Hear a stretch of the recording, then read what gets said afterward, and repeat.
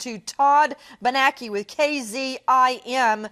Todd, thank you for being with us. I don't understand how at high noon, lunchtime, a 3-year-old little girl who was just with her 5-year-old brother, they're out in the front yard playing on the bicycles, she disappears and her pink bike disappears too. It makes no sense, Nancy. And, you know, this is a second bombshell, and the bombshell is the operative word for this area in the last 2 months. You know the mysterious disappearance of Jackie Sue Waller. That happened in Jackson, Missouri, 80 miles south over the weekend. We learn of another mysterious disappearance, this time a 3-year-old girl in a town of 1,600 people, a typical Midwestern town, and this girl vanishes without a trace, playing outside with her brother, high noon. It was 90 degrees. It was a hot, sunny, summery day. Her brother goes inside for about 20 minutes, Nancy. Little Brienne is out by herself with her bicycle.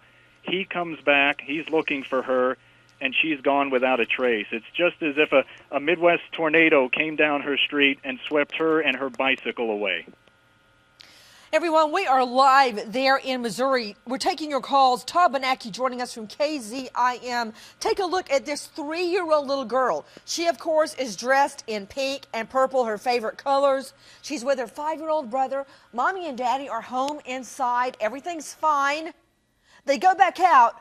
She's gone, apparently snatched from in front of their own home and also taken the bicycle, the pink bicycle. Now, we've had one false lead where a similar bike was spotted.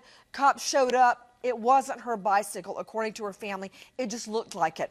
Dana, let me see the bike again. The tip line, 314-791-1205. 791-1205. The bike, Dana, the bicycle.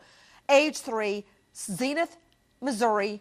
There's a $25,000 reward. I want to find out about the terrain. Back to KZIM's Todd Benacki. Todd, tell me, is it like one neighborhood after the next, after the next, after the next? Everybody's got a cul-de-sac and one neighborhood kind of blends into the next? Or are we talking about dense woods? Is there a body of water? Is it farmland? This is as flat as it gets, Nancy. There are corn rows surrounding. There are cotton fields, which are grown down in this part of the Missouri boot heel, and you can see for miles. This is not a posh suburb of a major city. This is rural, Midwest, Mid-America, a town of 1,600 people, and the street where she disappeared is a dead end, and it goes into farmland with corn rows. Okay, listen, Todd, I got to clarify something. You know, farmland. Let's be specific. Help me out, Todd. Okay, farmland could mean anything from cotton to wheat. It could be potatoes, which are underground. It could be anything. Are you telling me it absolutely is corn? And if so, how tall is the corn? Is she out in the middle of one of these fields?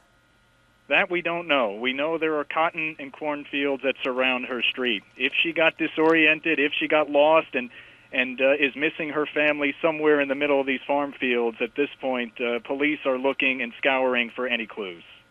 Have they brought out the dogs, Todd Benacki?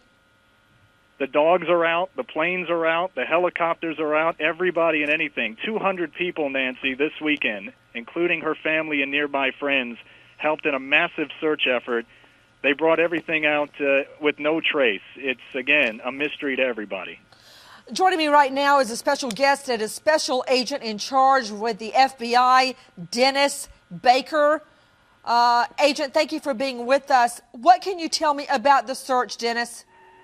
Well, I can tell you that within 5 minutes of Brienne being reported missing, the local police department was on the scene, and they immediately started conducting a search. So there was really no time lag from the time she was reported missing to the time that we had people.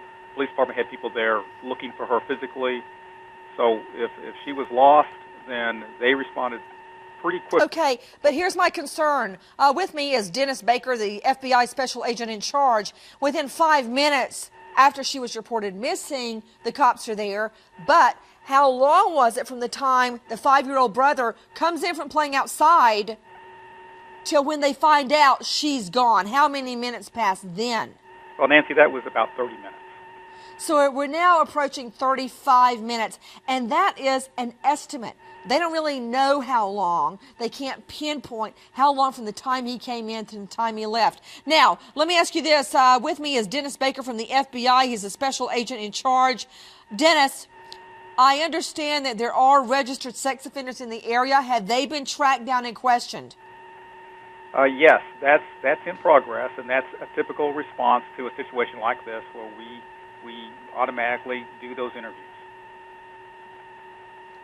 Okay, so the answer to that is yes. The answer? I understand that you guys have also gone into all the homes in the neighborhood. Everybody, minutes count in a case like this.